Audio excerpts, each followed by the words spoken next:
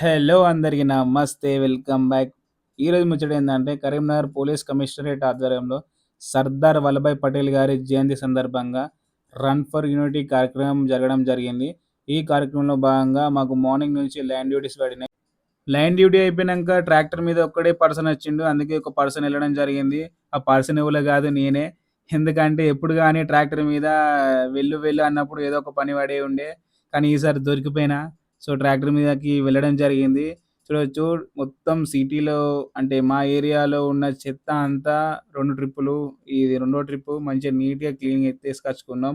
ఇది సీఓవి హాస్టల్. ఇందులో గూడా చెత్త బాగుంది.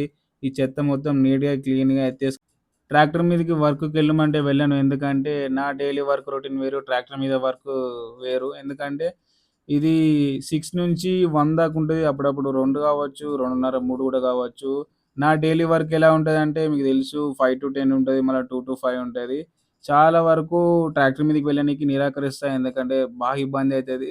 ఇది గూడా చాలా వరకు నేను ఎక్కువ శాతం రాలేదు. ఈరోజు రావడానికి కారణం ఏందంటే, అందరూ ఎళ్ళిపోయిర్రు.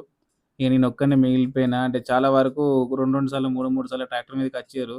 నేనొక్కడినే ఒక్కసారి గూడా ఎళ్ళలే. సో, అందుకే దొరికిపోయినా. సో, వచ్చేసిన. ట్రాక్టర్ మీదకి, ఏరియా మీదకి డిఫరెన్స్ చాలా ఉంటది వర్క్‌లో.